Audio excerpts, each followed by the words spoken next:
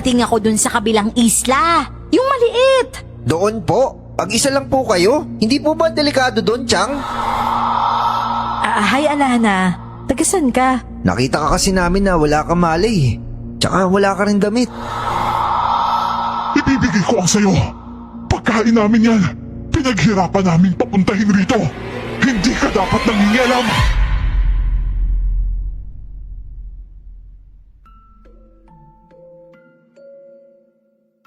Halimbawang napadpad ka sa isang isla na kahit saan ka tumingin, wala ka nang makitang iba kundi ang walang hanggan na karagatan. Anong gagawin mo? Naranasan namin ito ng kambal ko at ng asawa ko noon. Napadpad kami sa isla na nawawala. At ang buong akala namin, hindi na kami makakauwi pa. Pero sa kabutihang palad ay nakabalik rin. Pero wala na akong kaliwang hinliliit. Para lubos po ninyong maunawaan, ilalahad ko sa inyo ang mga pangyayari. Ako nga po pala si Miguel. At ito ang aking kwento.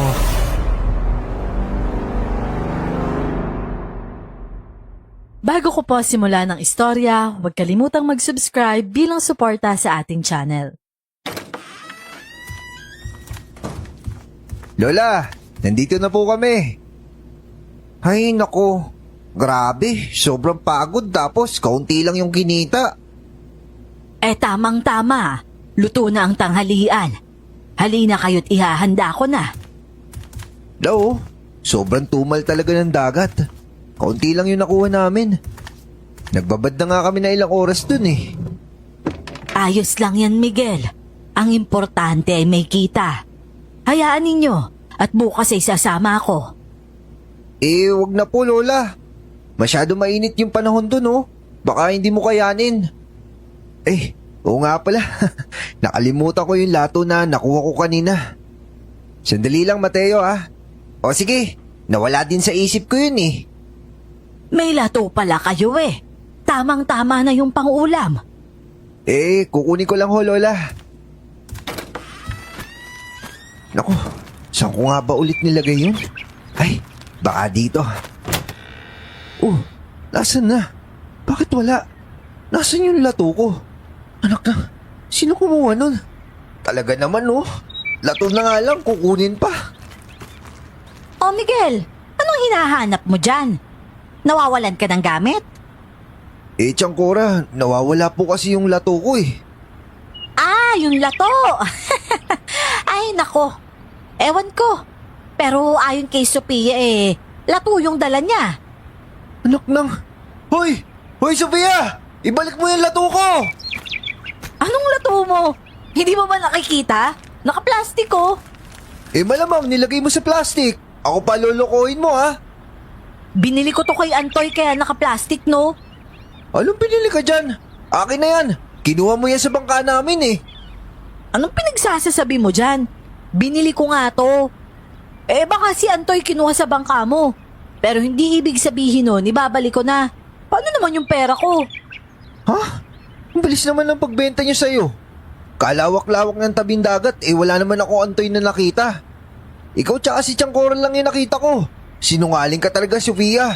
Ang sabihin mo, ikaw yung nagnakaw. Kaya ibalik mo sa akin yan. Nek-nek mo, hoy! Pag sinabi kong binili ko to. Tapos... Umalis siya sa harap ko na may kasamang pag-irap at paghahawi pa ng buhok. Naakala mo naman imported ang shampoo niya.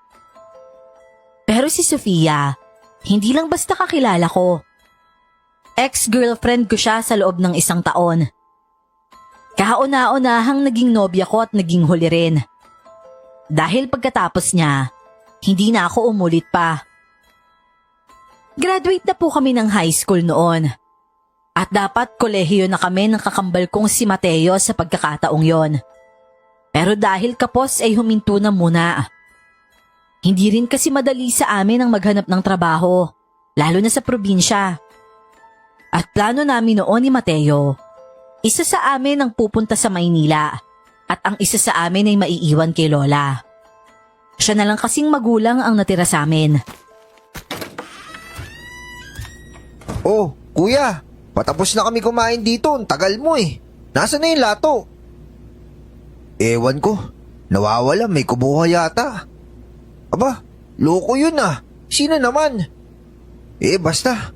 Nakita ko si Sofia may dalang nakasupot na lato eh. Binili niya raw kay Antoy. Gusto kong tignan pero hindi ko naman nagawa. Ah, hindi mo nagawa kasi naduwag ka doon. Ano naduwag ka dyan? Hindi no. Wala lang talaga akong pruweba na siya yung kumuha.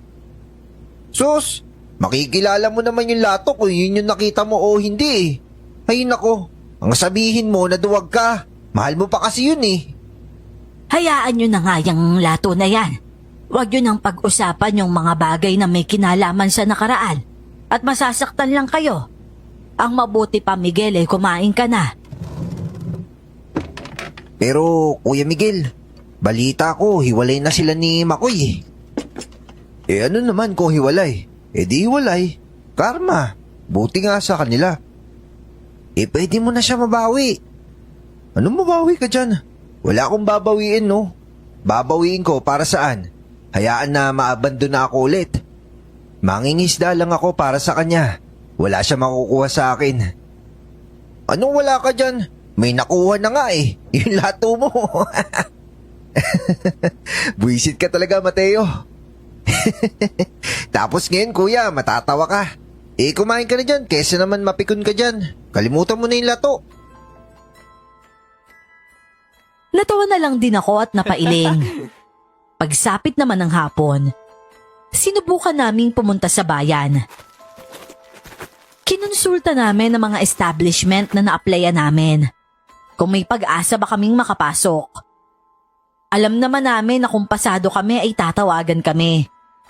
Pero dahil kailangan namin ng trabaho, kusa kaming pumunta para magtanong. Nakakalungkot lang dahil lahat ng in-applyan namin, puro puno na. Ang hirap naman maghanap ng trabaho. Di mangisda na lang ulit tayo mamayang hapon. Problema ba yun? Sana nga maraming makuha. Tara na, uwi na tayo. Nabawasan lang yung pera natin dito eh. Bumalik na nga kami sa bahay. At nang makarating kami, wala dun si Lola. Hinanap naman siya ni Mateo at ako naman ay inasikaso ang bangka para sa paglalayag namin mamaya. Mabilis ko lang nagawa yon kaya pagkatapos ko ay naupo na lang ako sa loob ng bangka. At sa hindi inaasahan, may bumato ng kinuyumos na papel sa mukha ko. Aray ko, ano ba? Anak ng hipong ka talaga, Sofia. Ikaw na naman. Binibigay ko lang yan, baka kasi kailangan mo. Pwede mo na maiabot na maayos ah. Kailangan ibato mo pa sa mukha ko? Ano ba to?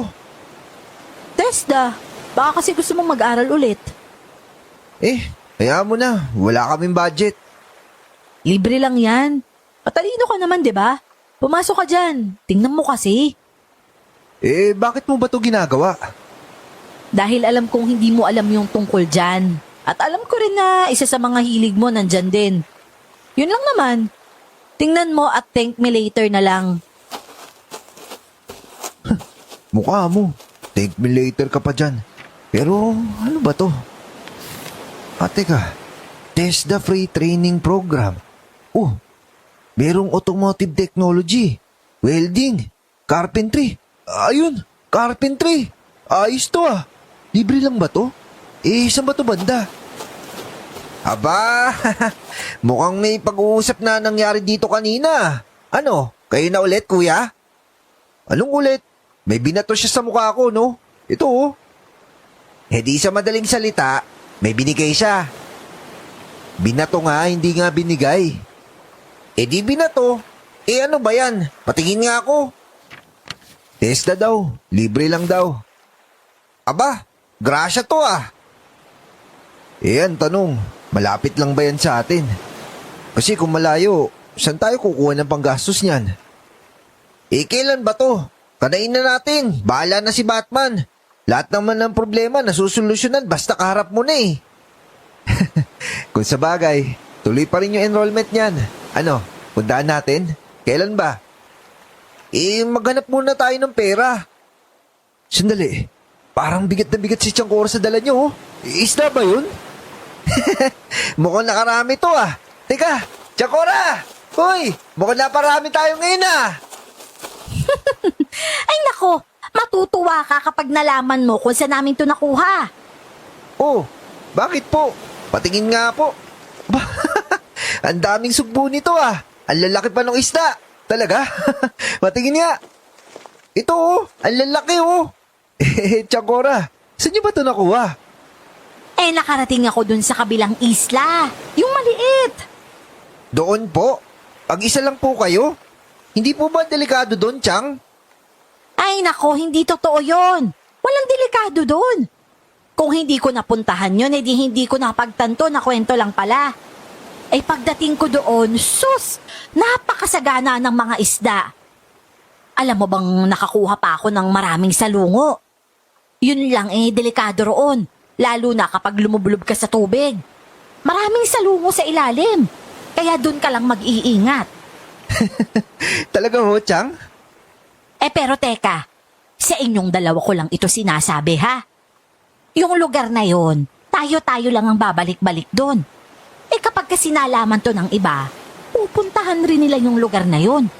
Yung mga salungo kasi, papagkakakitaan yun. Ganun rin naman, Tiang. Kung makita nila tayo na marami tayong dala, magtatanong rin yung mga tao dito. Di sasabihin natin na naswertehan lang.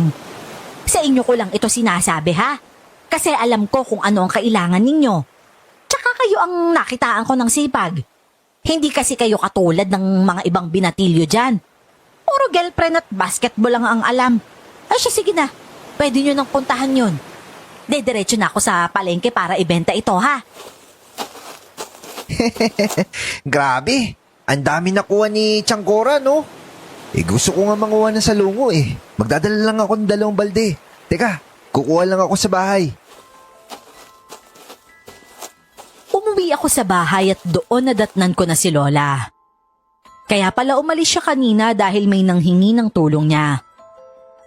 Isa siyang komadrona. Pero sa panahon kasi na yon, required na ang mga anak sa ospital. Pero patuloy pa rin siya sa pagsiservisyo sa mga buntis. Isa na doon ang manghilot ng tiyan ng mga ito. Para daw maipwesto ng maayos ang bata sa loob at hindi ito mahirapan manganak. Magpapalaot kayo ulit po. Opo, La. Kailangan po, Tsaka, La, tignan mo, may libreng pag-aaral basta nakapagtapos ka lang ng high school. Mga simpleng kurso lang. La, pwede na to, di ba? Tapos libre lang, Importante, gusto mo matuto at mabilis ka matuto. Apo, baka hindi ko kayanin yan. Kayo bang dalawa? May schedule naman, La, Ayon po kasi dito sa flyers, hindi naman daw po araw-araw yung pasok. May MWF po. Kaya Martes, Huwebes, tsaka Sabado, tsaka Linggo, magtatrabaho po kami ni Mateo. Huwag po kayo maglala, La. Kami na pong bahala ni Utol. Nakakakonsensya naman bilang lola ninyo na ako dapat ang nagpapaaral sa inyo. Pero hindi ko na talaga kaya dahil nga matanda na ako. Mahina na ang mga tuhod kong magtrabaho. Si Lola naman talaga, Malalaki na po kami. Kaya na po namin ang kambal ko na tumayo sa sarili namin hinlalaki. Ano bang hinlalaki ang sinasabi mo dyan? Para may iba naman, Lola. Di ba, puro naman pa, O siya, alis na po kami, La, Babalik na lang po kami mamaya bago magdilim. Agad kong kinuha ang 2 balde saka umalis. Dumaan muna ako sa tindahan para bumili ng makakain namin sa laot. Nilagay ko ang 2 balde muna sa buhangin, saka lumapit sa tindahan. Pero pagkatapos kong bumili, pagharap ko ay wala na ang 1 balde. Napakamot na lang ako sa ulo at nagpalinga-linga ng tingin. Napansin ko ang mga tao sa paligid, lalo na ang mga nag-uusap na ginang na nagtatawanan. Sino naman kumuha ng balde ko? Ay nako, ayun yung nagnakaw ng lato mo. Si Sofia na naman? Ano bang problema ng babaeng to? Nakakairita na ha? Hoy Sofia! Aba, takbo ba? Ibalik mo yung balde ko dito! Ay, nako. Sigurado talaga ako may gustong ibalik yung babaeng yan. Ibalik? Ibalik niya yung mukha niya. Pero nang makarating siya sa tabing dagat, hinagis niya roon ang balde ko. Nakita ito ni Mateo kaya napaturo sa dagat ang kakambal ko. At napakamot ng ulo nang makitang si Sofia ang salarin. Napatingin siya sa akin na tumatakbo. Palapit kay Sofia. Pero si Sofia, tumakbo ulit nang makitang papalapit ako. Buisit, ano bang problema mong babae ka? Ano bang gusto mo? Sabihin mo lang.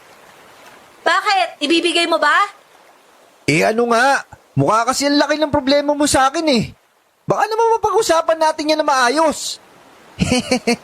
Kung gusto niya magbalikan na lang kayo. Huwag niyo na idama yung balti na walang kasalanan. Kuya Miguel, ang layo na ni Sofia oh. Ano Sofia? Gusto mo ba bumalik sa utol ko? Sabihin mo lang para magbago yung isip niya. Huy, baka mamaya umasa yan Mateo. Bakit? Wala na ba? Wala na. Bakit ba? Sinungaling. Hoy, Balde! Halika dito! Lumapit ka! Woo! Basa na yung shirt ko! Hayaan mo na yan, Mateo. Huwag na natin kunin. Daanan na lang natin yan. Baka kasi malagyan ng tubig tapos lumubog. Ano? Papalaot ba kayo? Sama ako. Ang kapal na mukha. Sasama pa talaga? Matapos ng ginawa mo? Oh, bakit? Hindi naman ako sasama dahil sa'yo ah. Kaibigan ko pa rin naman si Mateo, di ba? Di ba, Matt? Malayo yung pupuntahan namin ha. Ano naman ngayon? Boring kasi wala akong makausap. Gusto mo lang mag-move on eh. Narinig niya ang sinabi ko kaya tinapunan niya ako ng masamang tingin. Tinaasan ko siya ng sulok ng labi at ang kambal ko naman ay natatawa na napapailing. Mabuti na lang nadaanan namin ang balde na nakalutang pa rin. At matapos kong kunin yon, sinamaan ko ng tingin si Sofia na nakapasak na ang headset sa tenga. Sofia, malayo yung pupuntahan namin ha. Baka mamaya gabihin rin kami. Ayos lang yun kahit saan. Kung sa bagay, halata naman na gusto mong magliwaliw eh. Ano ba nangyari sa inyo ni Makoy? Bakit hindi na kayo magkasama? Hiyaan mo na yun. May kasama na siyang iba. Alangan naman na makipagsiksikan pa ako. Oh, may iba na siya? Habang kami, oo, meron ding sila. Ay nako, yung sakit naman yan. Hindi rin. Di naman ako seryoso kay Makoy eh. Kanino ka seryoso? Kay Kuya Miguel ba? Hindi na siya sumagot. Makahulugang pangiti-ngiti namang napatingin sa akin ng kapatid ko. Ako naman, sinamaan siya ng tingin at nagkunwaring baliwala sa akin ang usapan. Pero sa totoo lang, sa sama ng loob ko kay Sofia, naisip ko talaga ang salitang karma para sa kanya. Ganyan din kasi ang ginawa niya sa akin noon. Habang kami may sila din. Pero sa totoo lang, kumpara kay Makoy ay mas matagal ang naging relasyon namin ni Sofia. Buwan lang yata sila samantalang kami. Parang lagpas din ng 1 taon. Sobrang naapektuhan talaga ako noon. Nung nalaman na hindi lang pala ako. Alam ni Mateo ang pinagdaanan kong sakit noon. Kaya alam niya sa tanang buhay ko na isang babae pa lang talaga ang minahal ko. Yung isla, di ba, delikado daw puntahan yun? Haka-haka lang daw yun, sabi ni Changkora. Pero ang totoo, wala naman daw talaga eh. Hindi naman raw totoo na may sirena dito. Talaga namang hindi totoo yung sirena. Kung totoo man yun, hindi sa mga paang buntot. Saan? Sa harap? Oo, at nasa harapan ko lang siya. Aray, bakla ka raw tol oh. Payag ka nun? Ikaw, payag ka ba? Kambal kita. Kapag naging bakla ang mukhang to, Siguradong bakla rin ang tingin nila sa mukha mo. Sa bagay, tama to si Miguel. Oh, ano naman nakakatawa doon? Siguro, ang cute niyong dalawa, no, kapag pareho kayong bakla. Ganon? Paano kung biglang naging bakla tong utol ko? Ayos lang sa'yo. Naku, wala nang balikan mangyayari kapag ganon. Sino bang may sabi sa'yong makikipagbalikan ako dyan? Ah, hindi ba?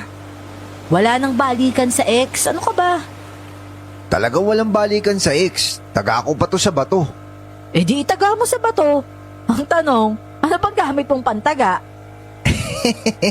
Hoy, magsitigil na kayo. Malapit na tayo. Dun muna tayo. Unahin natin yung mga salungo. Alam nyo, curious talaga ako sa lugar na to. Masyadong mahiwaga yung kwento eh. Sandali nga. Ito ba talaga yung isla? Parang iba naman to tignan sa malayo eh. Di ba? Ito ba yun? Duda akong ito yun. Kasi tignan nyo oh. Nasaan yung baryo natin? Ha? Hala, bakit nga wala akong makita kahit isang bundok? Patay tayo dyan. Ano kayang lugar to? Parang walang hanggan na dagat to nakikita natin ah. Walang bundok kahit isa maliban sa isla. Nako, lagot na tayo. Baka naman ganito yun kapag sa likod. Baka nasa likod tayo banda, di ba? Hindi ah, dire-diretso kaya tayo. Sa harap tayo dumaan. Tanda ko rin yan. Pero ang tanong, bakit biglang nagkaganito? Tingnan niyo yung buhangin. Ang puti oh. Buhangin pa ba yan o bigas? Aba, oo nga no. Alam niyo yung bato na parang kristal? Yung sinasabi nilang pangil lang kidlat? Parang ito yun oh, napudpud lang. Bah, oo nga no. Paano kung hiyas pala itong mga to? Ang layo naman nito tol sa hiyas. Tsaka yung hiyas, mahirap durugin yun. Kahit pukpukin pa ng martilyo. Tara, balik na tayo. Baka mamaya nagkamali lang tayo ng pinuntahan. Babalik tayo? Doon tayo dadaan? Sa walang hanggan na karagatan na yun? Abay malay mo, baka mataas lang banda yung tubig ron kaya walang bundok na nakikita. Pwede naman yun, di ba? Pwede. Sige, tara, balik tayo. Bumalik kami sa bangka at muling pinatakbo ito. Pero sa aming pagpapatuloy, hindi pa rin namin makita ang dulo. Nag-aalala kami dahil baka maubusan kami ng gatong at maalanganin kami sa gitna ng laot. Bumalik kami sa isla na yon. Pero sa pagbalik namin, naging kabado na kami. Dahil dama na namin ang pangamba at hirap na makaalis. Itali muna natin yung bangka natin dito. Tignan natin doon sa kabila. Magdadala ako ng pagkain. May lighter ba kayo? Panghanda lang. Oo nga pala. Tsaka balde na rin. Hindi tayo pwedeng gabihin dito ah. Si Lola doon mag-aalala. Maghanap na lang tayo ng daan. Pero imposible kasi talaga eh. Alam naman kasi natin yung isla na pupuntahan natin. Hindi naman ganun kalayo yun eh. Tapos bigla nagkaganito. Parang ang hirap na maintindihin. Baka nga kasi nasa likod tayo banda. Hindi lang natin namamalayan. May mga puno ng kahoy naman ang isla na yon. Parang ang laki nga rin ng lugar. Pero halatang walang katao-tao. Sagana pa nga doon sa damo. At nang makarating kami sa kabilang bahagi nito, malapad naman na bato ang naroon at makikita pa talaga sa gilid nito ang formation ng tubig kapag umaalon. Pero tulad ng sa kabila, walang hanggan na dagat na naman ang makikita sa dulo. Hoy, asan na ba talaga tayo? Inikilabutan na ako dito sa walang hanggan na karagatan na to ah. Tsaka wala talagang kabundok-bundok dun sa dulo. Ano ba tong lugar na to? Nasa gitna ba tayo ng dagat na malayo sa iba? May ganun ba sa atin? Anong ganun? Wala no? Mabuti pa, magpatuloy na lang tayo. Malay mo dun sa kabila may makita tayong bundok sa dulo. Hoy, teka lang, may tao. Tao? Tao? Saan? Ayun oh, braso yan di ba? Putol na braso yan? Anong putol? Hindi no. Feeling ko may katawan yan, di lang natin makita dahil sa bato. Tara, puntaan natin. Ako na ang naunang humakbang. Tuloy-tuloy lang ang lakad ko hanggang sa nakita ko na ang babae na nakadapa sa dalampasigan. Wala siyang damit at wala ring malay. Agad ko siyang nilapitan at hinawakan sa pulso. Nakaabang naman ang mga kasama ko. O ano? Buhay pa ba yan? Oo, buhay pa. Teka. Paano to? Wala siyang damit. Ito na t-shirt ko. May sando naman ako sa loob eh. Teka nga lang. Mababasa kasi yung damit pag dyan. Iahon niyo muna. Bakit ba wala tong damit? Ano to, pinagsamantalahan? Ala, kawawa naman yan. Tulungan niyo ko. Hali kayo. O sige. Grabe, ang bigat nitong babaeng to. Teka nga lang, tulungan ko na kayo. Bubuhatin ko na para hindi siya mapuno ng buhangin. Tol, ang lansa niya. Oo nga eh. Siyempre, nasa dagat. Doon na lang, dalhin niyo sa may bato. Grabe, ang bigat niya. Parang hindi normal yung bigat niya. Paalalay nga, ang bigat talaga. Dito niyo dalahin. Dahan-dahan lang kasi. Ay, grabe. Naubos yung lakas ko dito. Sobrang bigat niya. Tol, sino kaya yan? Ikaw na magsuot-subihan ng damit sa kanya oh. Nagkakasala yung mga mata ko eh. Ano ka, virgin? Baliw, mukhang nene pa yan. Mas bata pa nga yata yan sa'yo eh. Yun na nga eh. Mas bata tapos mas maliit pa yung katawan kay Sofia. Pero yung bigat niya, kakaiba. Si Sofia ang nagsuot ng damit sa babae. Magandang babae yon pero halatang teenager pa. Siguro mga nasa edad 15 pa lang. Malinaw na mas matanda kami kumpara sa kanya. At sa mga bandang 6:00 ng hapon, mas nakaramdam na kami noon ng pangamba. Makikita na namin ang unti-unting paglubog ng araw, pero hindi pa rin kami makauwi. At ang babae noon, tulog pa rin, at kami naman ay nakaupo lang sa malapad na bato. Si Sofia ay katabi ng babae, tapos ako naman ay nasa bandang ibaba, malapit lang sa tubig. Ang kakambal ko naman ay nagpasyang manguha ng makakain sa dagat. Hoy, ano nang plano nyo ngayon? Psst! Hoy, Miguel! Ano? Ang sabi ko, anong plano nyo ngayon? Ewan ko. Sa tingin mo ba, paano tayo makakalis dito? Sinubukan natin kanina, di ba? Nagsayang lang tayo ng gatong. Gabi na kasi. Hindi kaya delikado dito kapag madilim na? Bakit ka ba kasi sumama? Paano kung mag-alala sa yung pamilya mo? May nakakaalam pa naman na sumama ka sa amin. Dalawa pa kami ng kambal ko. Baka mamayang gabi kung ano-ano na yung singilin ng mga tao kay Lola. Alam naman ng mga magulang ko na hindi kayo ganun. Ano ka ba? Tsaka nga pala, tayo lang naman yung nandito. May tanong ako sa'yo, Miguel. Anong tanong na naman yan? Ako pa ba? Bakit mo naman natanong yan? Wala lang. Pansin ko kasi pagkatapos natin, wala ka namang ipinalit. Bakit ayos lang ba sa inyo gamitin yung salitang palit pagdating sa relasyon? O sige, ganito na lang. Bakit nung pagkatapos ko, wala nang iba? Ano? Required ba pagkatapos ng isa maghahanap ka agad? Aray ko naman sa tanong na yan ha. Hindi naman required. Curious lang talaga ako. Iniisip mo ba na hindi ko kaya makipagrelasyon dahil ikaw pa rin? Di ba pwedeng na-trauma lang ako lalo na't wala akong trabaho? Mangingisda lang ako. Oo na. Sisingit mo na naman yung tungkol sa trabaho eh. Yun kasi yung dahilan kung bakit mo pinili yun eh. Iniwan mo ko. Ang rason ko lang naman, kung pera lang palang labanan dito pagdating sa relasyon, wag na lang. Hindi ako susubok hanggat wala akong trabaho. Kasi nakakainsulto yun. Sorry. Sorry? Hindi ako nasasaktan ngayon, no? Sorry kasi wala akong masabi. Ayoko na magpaliwanag. Pero nagtaka ako sa salitang ayaw niyang magpaliwanag. Yung tipong nagsorry lang siya.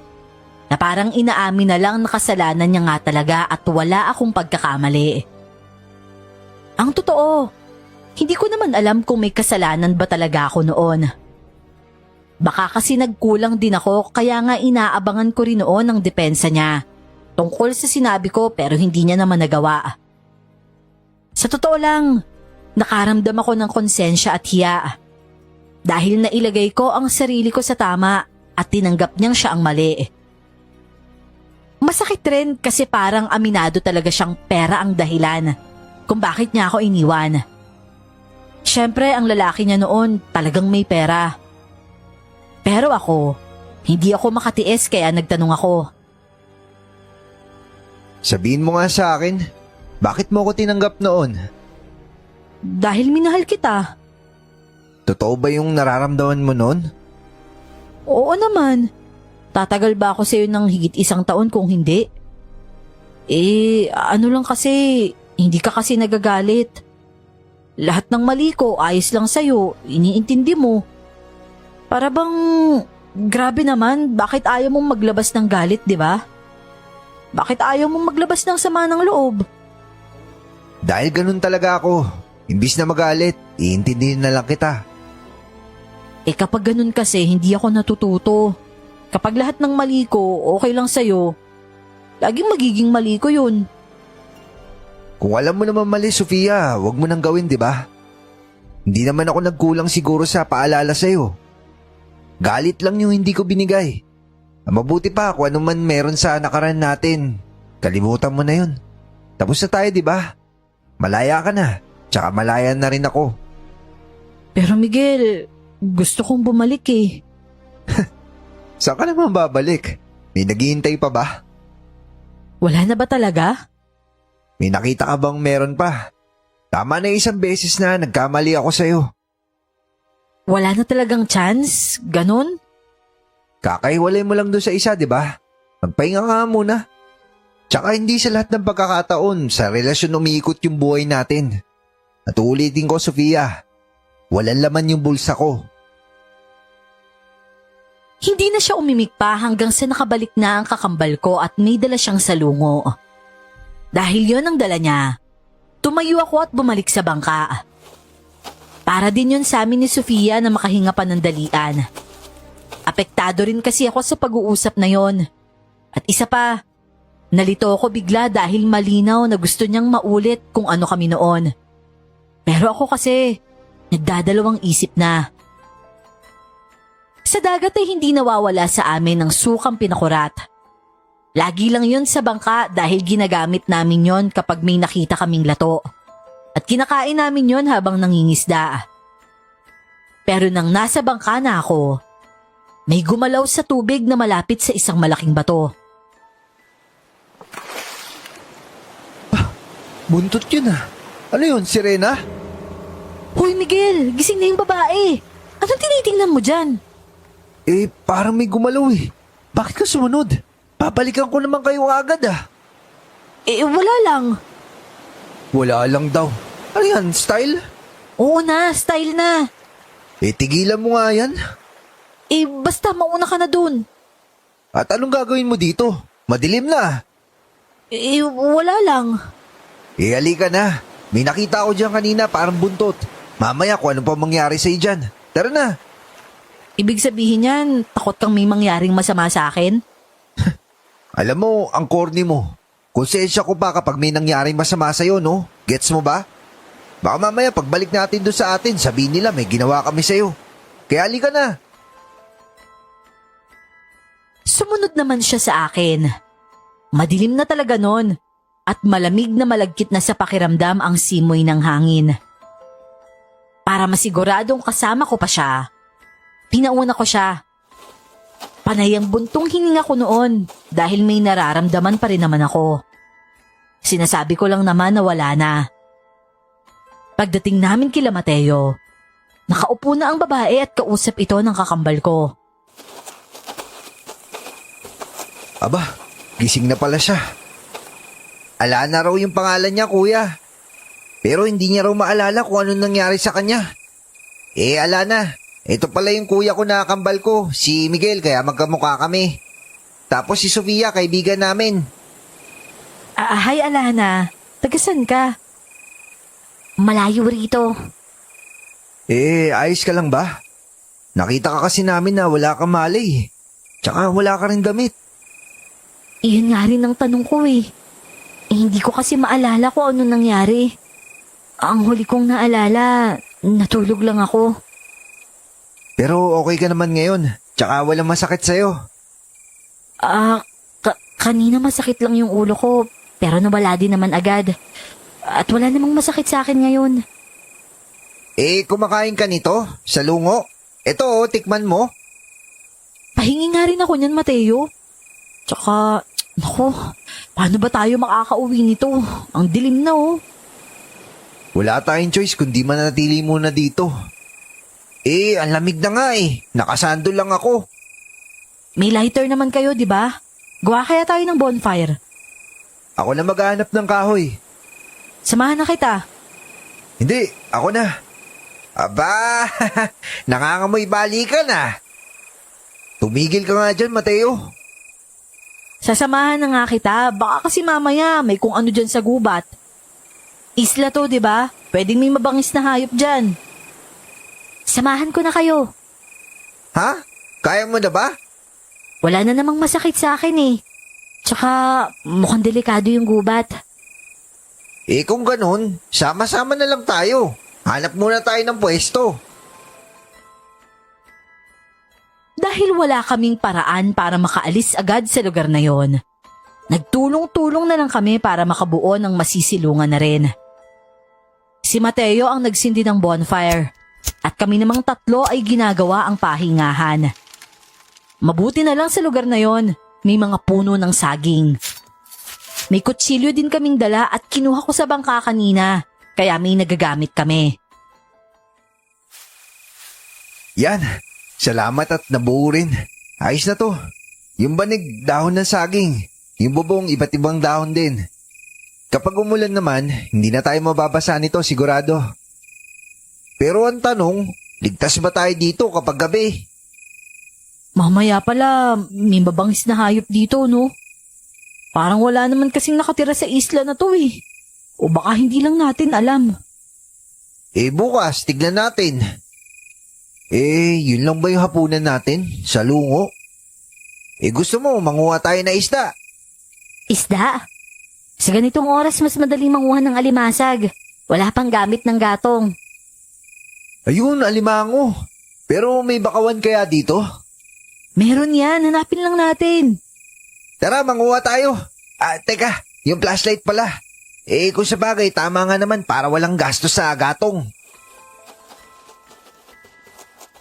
Yun nga ang ginawa namin. Malayo pa ang narating namin bago kami makakita ng malawak na parte ng mga puno ng bakawan. Tamang-tama rin sa lugar na yon dahil maputik. Bago naman kami lumusong, napansin kong naghubad ng palda si Sofia. Binigay niya ito sa babae siguro dahil napansin niyang kulang sa suot si Alana, kaya binigay niya ang palda. Eto, suot mo to, para hindi masyadong tumaas yung damit mo mamaya sa putik. Ano na lang, kami na lang ni Utol mangunguha. Ano ka ba? Marunong din ako niyan. Ganon din naman ako, lalo na't maraming alimango rito. Tapos dinig na dinig ko pa sila. Base sa sinabi niya ay malinaw na marunong nga talaga siyang manguha. May kaalaman siya dahil alam niya ang tunog ng mga alimango. Yung isla na yon, parang pinuno ng yamang dagat. Sobrang sagana talaga. Dahil unang alimango na nakuha namin, malaki na, mabigat pa. Yun, ayos. Buhay na pala tayo dito kahit abutin tayo na 1 linggo. Pero wag namang 1 linggo, Diyos ko naman. Titira tayo dito. Mag-aalala yung mga tao sa atin doon sa baryo. Ewan ko lang kung makauwi tayo agad, di ba? Kita mo naman yung kinaroroonan natin kanina. Nasaan na ba yung balde nyo? May nakuha ako. Ay, ito. Oh, grabe ang laki nito Magaling ka pala. Ilawan mo nga dito, Sofia. Para may nasusundot akong matigas. Saan? Ano ba yan ang lalim ng putik? Lumulubog na yung paa ko. Halika, humawak ka dito sa balikat ko. May ugat kasi dito sa inaapakan ko kaya hindi ako lumulubog. Hindi ko alintana ang kung anong relasyon namin noon. Pareho kaming natuwa sa bawat kuha. Huminto lang kami nang nakakuha kami ng kalahati. Naisip kasi namin baka hindi lang din maubos at sayang lang. Pero kung kailang nakakuha na kami, saka naman kami nakaramdam ng kaluskos. Sabay-sabay kaming napalingon sa pinanggagalingan nun. At ang babae pa noon, humakbang papalapit sa parting yon, pero hinabol siya ni Mateo. Oh, anong ginagawa mo? Inaalam ko lang. Mabuti pa, bumalik na tayo sa pwesto. Oo nga, tara na. Baka kasi naririnig na yung ingay natin. Tara na, Alana, hayaan mo na yan. Oo, sige. Samahan mo ako, Miguel, ha? Hanggang sa singit ko kasi may putik eh. Maghuhugas ako. Oo, mamaya doon, basta't bilisan natin. Pagkarating namin sa pwesto na ginawa namin, konti na lang ang apoy. Dumiretso doon sila Mateo at kami naman ni Sofia ay pumunta sa tabing dagat para maghugas. Pero biglang tumaas ang tubig dahil parang may tumalon mula roon. Natamaan pa nga kami ng talsik at napasigaw noon si Sofia. Diretso kapit pa siya sa akin at si Mateo at Alana naman napatakbo papunta sa amin. Oh, anong nangyari? Ayos lang ba kayo? May ano sa tubig eh. Tapos na ba kayo? Kailangan nyo nang lumayo dyan. Oo, patapos na kami. Patapos na rin to, maghuhugas lang. Uy, Alana, saan ka pupunta? Maghuhugas lang din ako. Pero bakit dyan? Delikado dyan eh. Oo nga, delikado dyan. Diyan pa naman banda tumaas yung tubig. Sandali lang naman ako. Magtatanggal lang ako ng putik.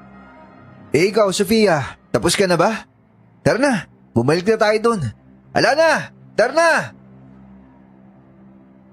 Kinilabutan ako noon dahil alam kong dama rin yun ng mga kasama ko.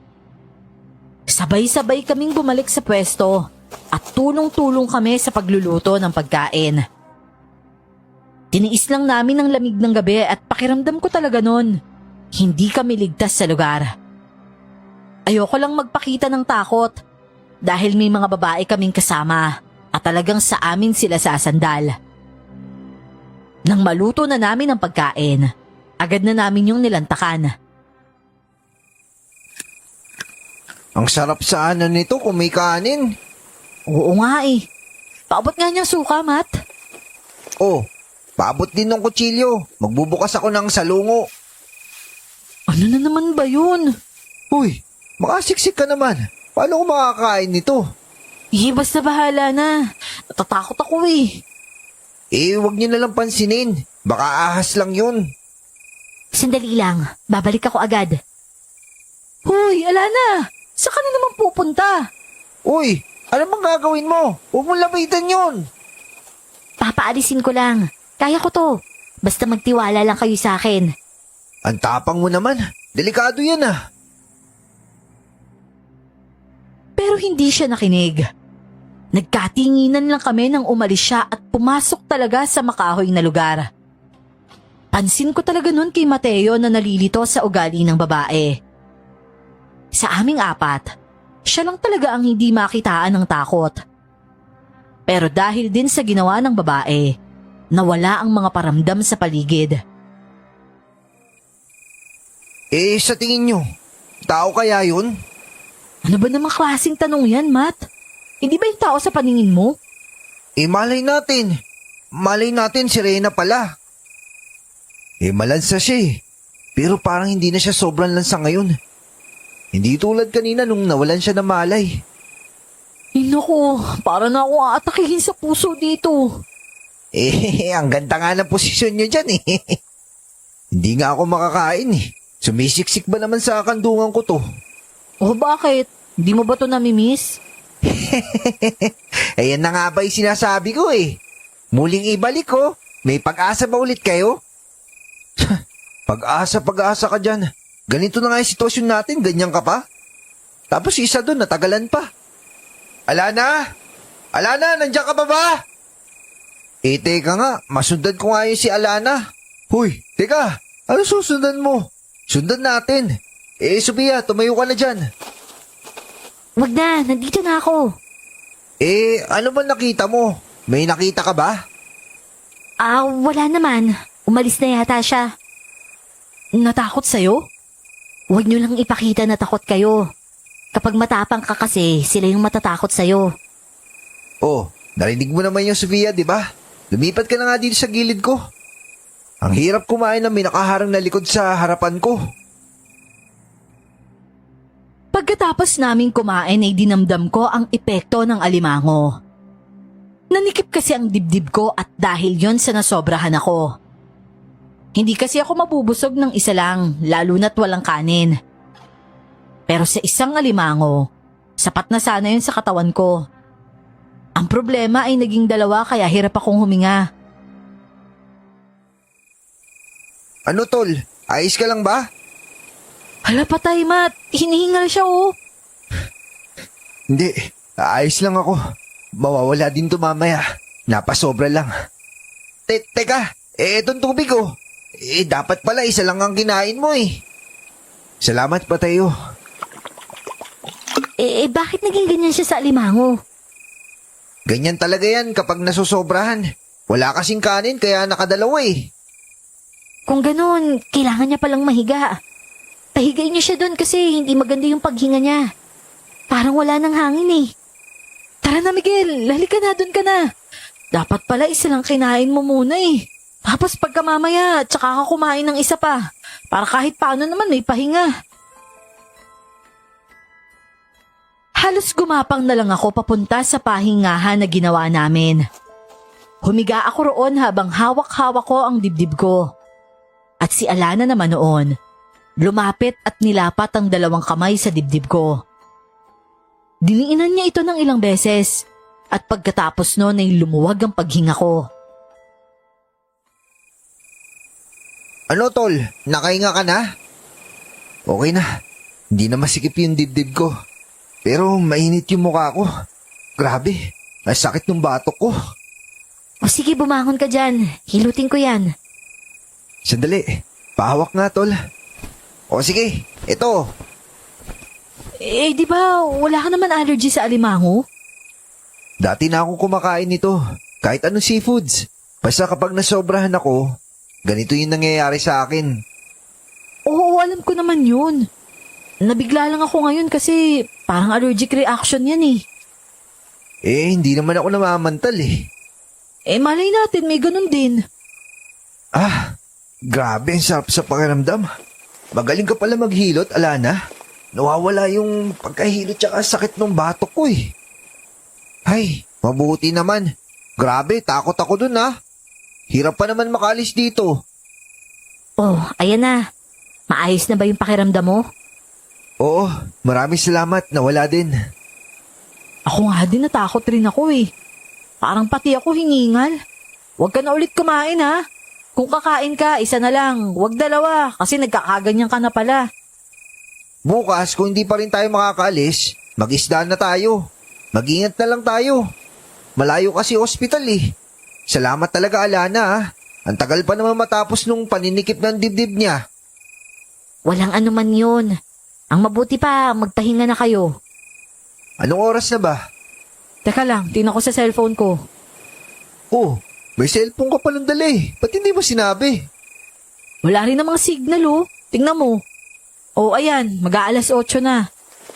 Bakit kaya walang signal no? Ay nako, parang inaantok na rin ako. Tara, matulog na tayo. Wala na, dito ka na sa tabi ni Sophia. Oo, sige, susunod na lang ako mamaya. Yung lamig nung gabing yon, talagang mahirap indahin. Pakiramdam ko naninigas ang talampakan ko. Tapos yung talampakan ni Sophia nasa binti ko pa. Kaya naman lalong nadagdagan ng lamig. Inintindi ko lang siya dahil nakashort siya ng maiksi at mas malamig yon para sa kanya. Kuya Miguel, ano kayang iniisip ni Lola ngayon? Naku, baka nag-report na yun. Kawawa naman. May mas malaking problema pa dun. Paano kapag inatake yun sa puso?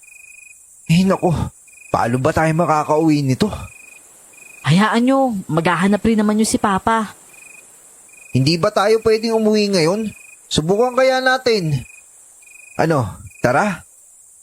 Delikado na sa dagat kapag ganitong oras. Bukas na lang ng umaga, gagawa tayo ng paraan. Bakit parang alam mo? Naniniwala ba kayo sa mga aswang sa dagat? Aswang sa dagat? Mga sirena, ganun? Magindara, Shokoy, Bakunawa. Naniniwala ba kayo sa mga yon? May ganun dito? Malay natin. Pero napaisip ako noon. Simula nang makita ko kasi siya. Wala siyang damit. Amoy malansa siya at bigla kong naging konklusyon ang napaka-imposibleng bagay. Naisip ko kung paano kung isa siya sa mga yon. Kinilabutan ako bigla. Pero ang iniisip ko na lang, kasama naman namin siya kanina pa at wala naman siyang ginagawang masama.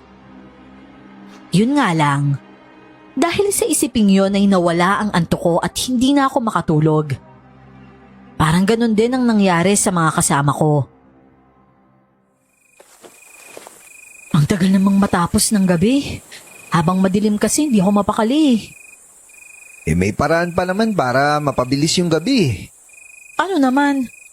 Di matulog ka. Hala, ano yun? Pare-pareho kaming nataranta. Napabangon si Mateo noon maging ako rin. Pero si Alana, nasa labas lang siya at nakatayo. Si Sofia ay bumangon rin noon at napahawak naman ng mahigpit sa braso ko. Nanahimik kami noon para hindi kami maririnig ng nilalang na naririnig namin. Maya-maya naman, nakarinig kami ng malalaking yabag at angin na papalapit na rin. Hoy, Alana, umasok ka dito. Masyado ka matapang dyan, uy. Pasok dito. Hindi ka mapoprotektahan ng bahay-bahayan na yan, Mateo. Ganun pa rin ang mangyayari kapag pumasok ako. Malay mo makatulong para hindi tayo makita. Bakit ka nandito? Hindi ka dapat nandito! Wala kang sasaktan kahit sino sa mga to! Nako, lagot na yata tayo nito. Nagsimulang umiyak si Sofia pero tahimik na pag-iyak lang. Nagsiksikan kaming tatlo sa loob ng bahay-bahayan na yon. Pinagitnaan na namin si Sofia noon. Pero si Alana, wala talagang takot na hinarap ang nilalang na nagsasalita. At ako naman, sinikap na masilip ang nilalang na yon. Dahil maliwanag ang buwan, nakita ko ang malaking halimaw na may sungay pa sa ulo. At si Alana noon, parang may kung anong matutulis sa likod niya. At nang titigan ko ng maigi, parang malalaking galamay ng pugita. Napalunok ako sa nakita, pero pansin ko sa aswang nakaharap niya na natakot siya. Ibibigay ko ang sayo. Pagkain namin yan. Pinaghirapan namin papuntahin rito. Hindi ka dapat nangingialam. Nakalimutan mo na ba? Kapag may tao kang sinaktan, kikilos kami. Yung mga taong nagkakalat ng basura sa karagatan, yun ba ang gusto nyo? Pinoprotektahan namin sila hindi dahil tao sila. Magdadala ng kamalasan sa lugar na to ang pagpatay sa kanila. Ang isla na to ay mapaparusahan. Alam mo naman yan. Wala kaming pakialam. Masarap na pagkain ng tao para sa amin. Hindi kami dapat sa hayop lang. Pareho lang tayo ng kailangan, alam mo yan. Pero bakit ganyan kayo mga taga-dagat? Pagkain na nga lang inaayawan nyo pa? Paalala ko lang sa'yo, aswang. Sa kinaroroonan natin ngayon, malapit ang dagat. Gusto mo bang itapon kita doon? Ipagpipilitan mo pa rin ba yung gusto nyo? Napasigaw ng malakas ang aswang dahil sa galit. Pero mukhang wala itong magawa.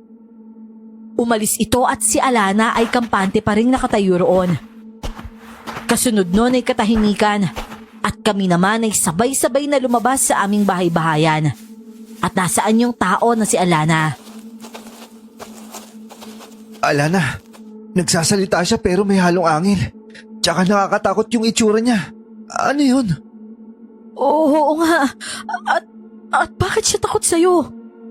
Tulad nga ng sabi ko, mas takot sila kapag matapang ka. At kailangan namin gawin yon? Ang tanong ay kaya nyo ba? Naku, ang hirap naman yan. Basta mainis na kayo sa akin. Pero kapag ganito talaga, natatakot na ako. Hindi naman ako pinanganak na matapang, no? Alana, ano ka ba? Narinig kasi namin lahat eh. Hindi ka tao, di ba? At nakita din kita. Ay, oo na. Yung nangyari kaninang hapon, sadya yun. Gusto ko sanang magpanggap na katulad nyo para protektahan kayo. Pero talagang hindi ko matatago yun. Dahil alam ko kahit sa pang-amoy nyo, alam nyo hindi ako normal. Naisip ko na yan kanina pa. Ayoko lang magtanong. Pero ngayon dahil sinabi mo na, ano ka ba? Sirena ka ba? Pero bakit parang may kung ano-ano ka dyan sa likod mo? Isa akong magindara. Pero naiiba rin ako sa ibang magindara. Ha? Anong ibig mong sabihin? Magindara ako pero may kakaibang kakayahan. At tulad yun yung nakita nyo kanina. Sa galamay ko, dun sila mas takot. At anumang oras kasi, kaya ko silang saktan. Ano ka? Kalahating sirena at kalahating pugita? Aha? May ganun siyang anyo? Oo, nakita ko yun.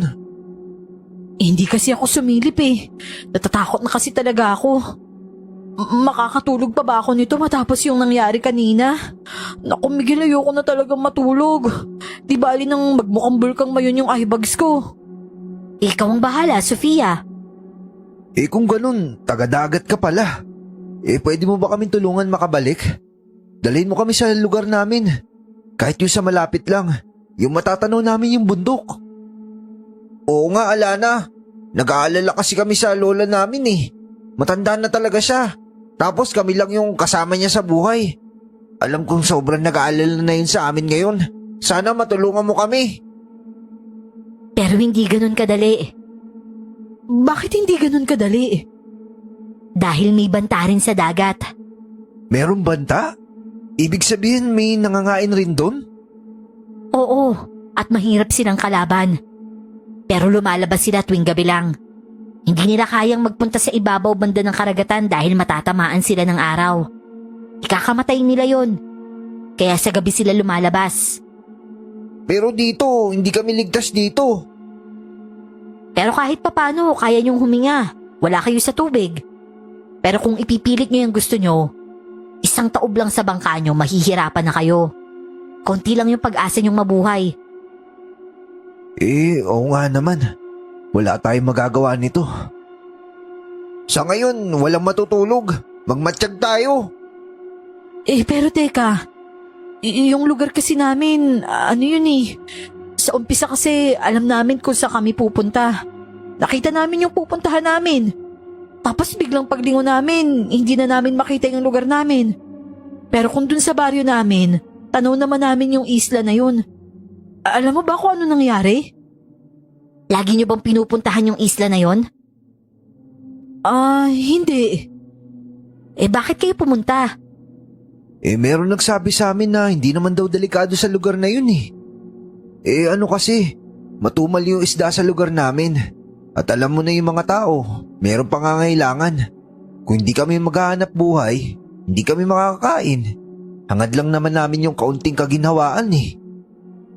May nagsabi sa inyo? Kilala nyo rin? Oo, taga sa amin yun.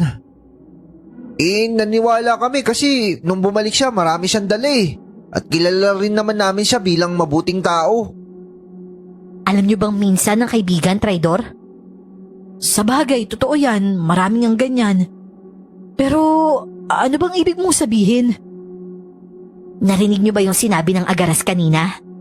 Agaras? Yung aswang kanina. Agaras ang tawag doon. Diyos ko po, ibig sabihin, may aswang nga. May sinabi siya kanina na pinaghirapan nila kami papuntahin dito. Teka, Sinasabi mo bang may kinalaman yung taong nagsabi sa amin tungkol sa isla na yon? Pwede. Subukan nyo ng pagtugmain yung mga nangyayari. Kung talagang sinasabi ng mga tao na delikado yung lugar na yon, ba't kaya siya matapang na pinuntahan yun at hindi man lang siya natakot? Pero kakilala namin siya eh. Mabuti siyang tao. Kaya nga 'di ba ang sabi ko sa inyo? Minsan ang kaibigan traidor. Hoy, teka nga. Sino ba nagsabi sa inyo? Si Changkora yung nagsabi sa amin. Si Changkora? Parang ang hirap namang isipin na gagawin niya yun sa atin. Mabait kaya yun, masiyahin, tsaka nagpapautang pa nga kung walang-wala ka na. Ewan ko. Malay natin totoo pala talaga at nabiktima tayo. Mahirap isipin, oo. Pero paano kung totoo talaga? Ano nga nangyari? Bakit nag-iba yung lugar namin? Yung pinuno ng mga agaras, siya ang may kontrol sa lugar na to. At ang malakas na nilalang sa dagat, yung Bakunawa, siya rin ang may kontrol sa karagatan na sakop ng kapangyarihan niya. Malinaw na ang dalawang malakas na nilalang na yun ay nagkaisa. At hindi magandang balita yun. Yari na tayo nito. Yung mga aswang totoo pala talaga sila. Wala na ba kaming laban? Gusto rin namin iligtas yung mga sarili namin. Gusto na namin umuwi. Huwag kayong mag-alala. Gagawin natin ang lahat. Mahaba talaga ang gabi kapag gising ka.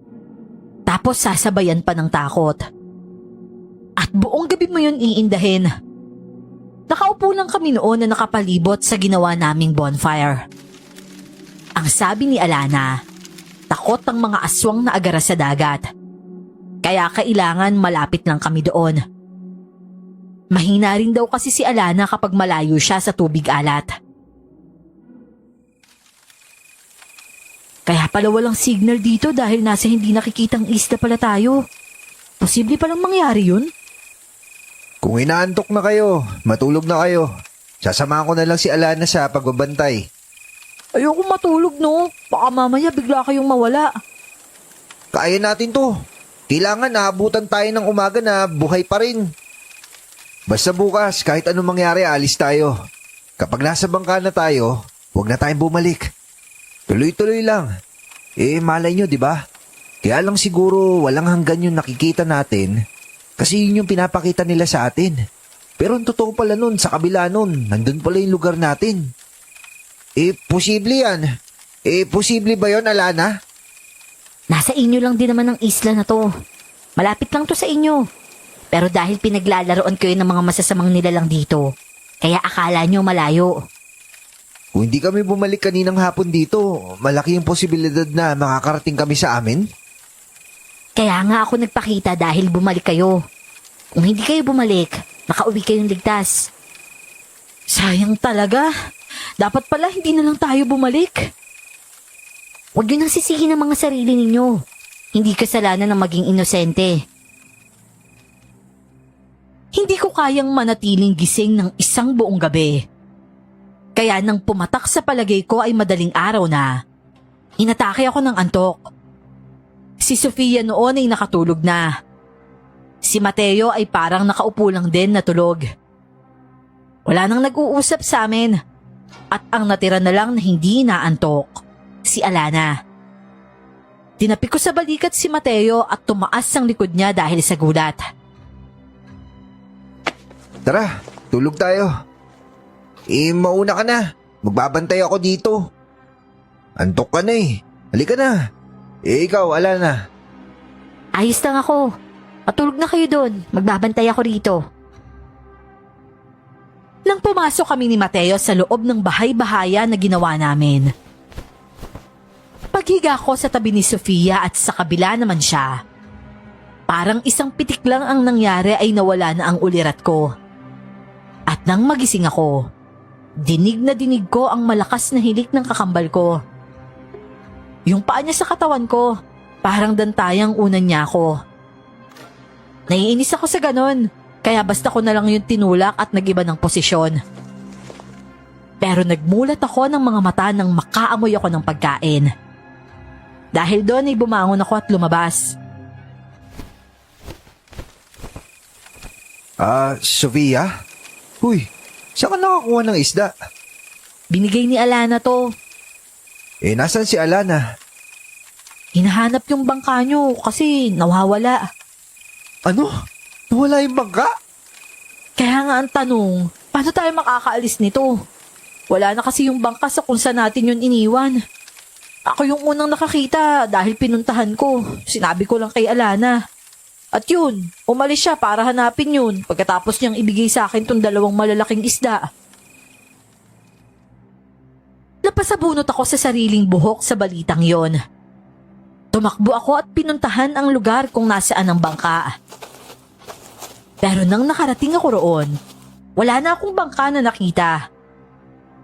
Sa sobrang pagkadismaya ko ay napasigaw ako ng malakas at napaluhod sa buhangin.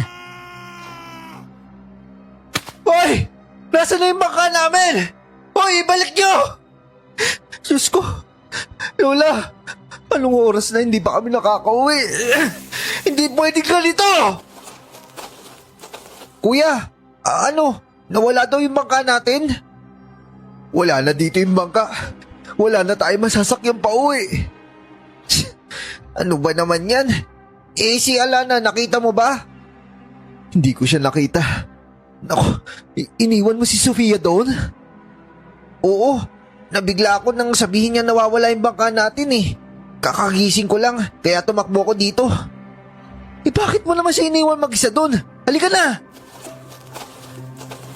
Tumakbo ko pabalik at nakahinga ko ng maluwag nang makita si Sofia na nag-iihaw pa rin ng isda. Napahinto lang ako at napatitig sa babae. Lumingon naman siya sa akin at sa reaksyon ng mukha niya. Parang pagod na siyang mag-isipa sa sitwasyon namin. Hanggang humihinga tayo at wala tayong galos, may pag-asa tayo. Kaya eto, luto na to. Ikain na lang natin yung problema. Kakainis. Doon kasi natin iniwan yung bangka natin eh. Tapos dito tayo natulog. Hindi tuloy natin napansin. Huwag mo nang problemahin yun. Kasi yung kakaisip natin sa bangka na nawawala, nakakapanghina ng loob eh. Wala tayong ibang gagawin dito kundi yung lumaban. Di ka na dito. Anong oras kaya nawala yung bangka natin? Sana mahanap yun ni Alana. Wala kasi tayo masasakyan pa uwi eh. Hindi na tayo pwedeng maabutan dito na isang gabi pa. Sigurado ko si Lola nag-aalala na sa atin yun. Si Lola Minding ligtas yun kasi marami siyang kasama doon. Yung hindi ligtas sa ngayon, tayo. Oh, tol, kumain ka na. Kailangan natin to para mamaya. Gagawa tayo ng balsa. Basta, bahala na mamaya. O sige kuya, kung sa bagay marami saging dito, pwede din yun. Ano na naman yun? May gumagalo sa tubig. Tsaka lumalangoy oh. Ayun oh. Ano yan? Sirena? Oh, tignan mo may buntot din siya oh. Sound effect ng tumakbo. Si Alana yata yan. Uy, teka lang, gusto ko makita. Tumakbo rin si Sofia. At kinuha ko lang ang naluto na niyang huling isda na nakasalang sa baga. At saka tumakbo rin ako doon. Nakadungaw kami sa tubig habang nasa ibabaw kami ng malaking bato. Hindi nagtagal. May ulo ng babaeng lumabas sa tubig at tumingala sa amin. Si Alana nga! May buntot nga siya oh! Ang galing oh. Ang ganda ng buntot mo, Alana. Kumikintab sa ilalim ng tubig. Nakita ko na yung bangka nyo. Pero sira-sira na. Ha? Nasaan na yun? Binalik ko kung saan nyo iniwan. Pero may mga butas na yun. Tara kuya, baka pwede pang maayos yun. O sige, tara. Hoy, teka lang. Dalhin na natin yung pagkain dun. Sandali. Ako na lang ang magdadala ng bangka dito. Talaga? Kaya mo yon? O sige, magandang ideya yan. Sige, dito na lang. Muli siyang lumublob sa tubig at pinanood namin ang pag-alis niya. Napangiti naman ako kasi noon lang ako nakakita ng tulad niyang masasabi ko talagang sirena. At nang bumalik siya, tulak-tulak niya ang bangka namin pero lublob ito sa tubig. Tinulungan na lang namin siya ng makalapit at hinila namin yon papunta sa buhangin. Sa pagkakataong yun naman, bumalik si Alana sa tubig. Siguro'y may ilang sandali lang ang lumipas. Lumabas siya sa kabila at meron na din siyang suot na damit ni Mateo at palda naman ni Sofia. Naku, wala na ito. Lubog ito kapag binalaot. Tignan nyo oh, butas na yung ilalim niya. Parang gawa sa kuko yung butas, no? Nasa tubig naman to, hindi ba? Akala ko ba takot sila sa tubig alat? Sa madaling salita, aswang sa dagat ang may gawa niyan. Yung lahi mo? Kahit saang lugar naman may masama at may mabuti. Aswang sa dagat pero hindi kami yun. Kung ganun, mas may dahilan tayo para wag sumuko. Ayusin natin to. Pero kailangan natin ng mga puno ng saging. Pagkatapos natin kumain, magtulong-tulong na tayo. O sige, tara, kain muna tayo. Kumain nga muna kami. Pero habang kumakain, bawat isa sa amin ay talagang matamlay. Sino naman kasi ang hindi mananamlay sa ganong sitwasyon? Wala pa sa kasiguraduhan ng kaligtasan namin doon. At anumang oras, pwede kaming patayin ng kung anumang mga halimaw ang nakatira doon. Pagkatapos kumain ay agad kaming kumilos. Tinakpan namin ang butas ng bangka gamit ang balat ng puno ng saging. Pinagdikit-dikit namin yon. Pero napansin ni Mateo na sira din pala pati ang motor. Kung sira, ganun pa rin naman eh. Lulutang pa rin nito. Tsaka ang importante, may masasakyan tayo.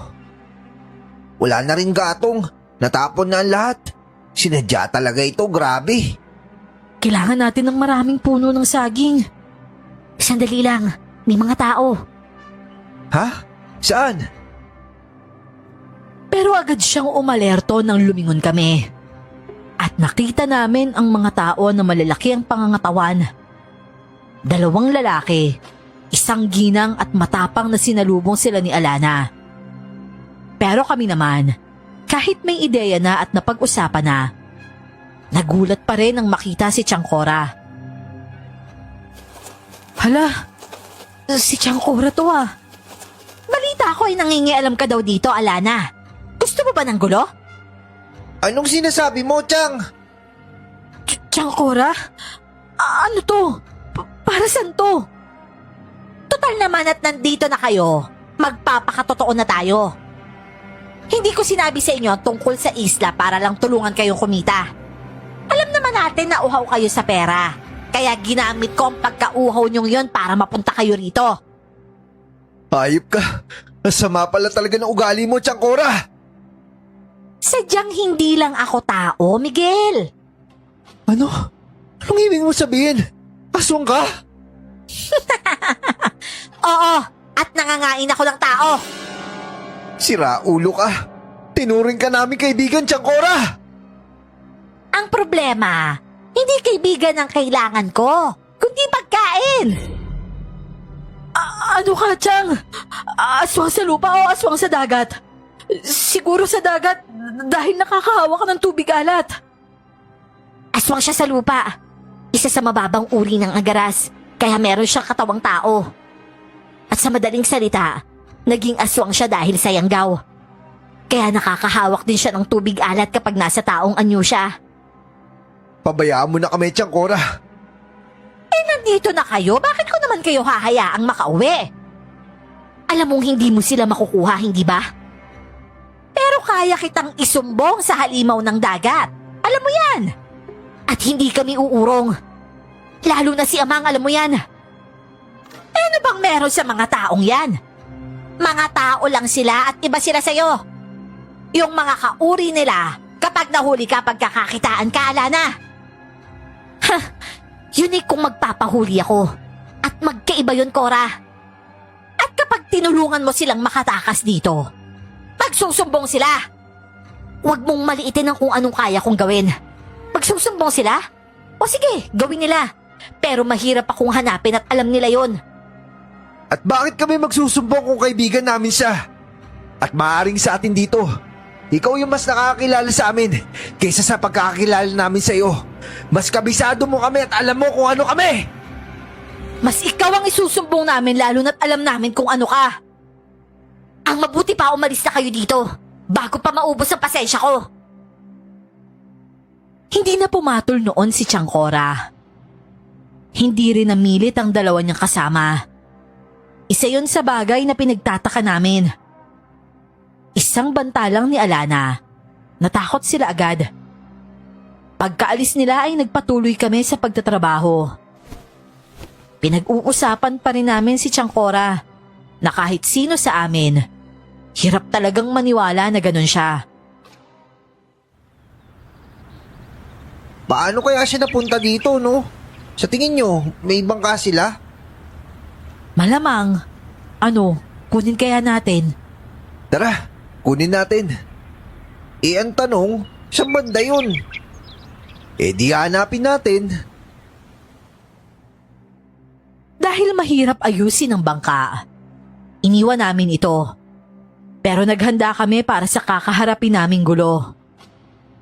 Para naman kasi sa amin, sasamantalahin namin ang pagkakataong yon ng mga tao pa lang sila.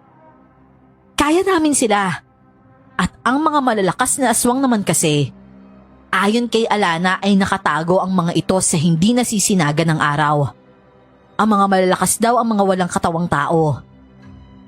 Ibig sabihin, ang lakas nila ay hindi nahahati sa dalawa.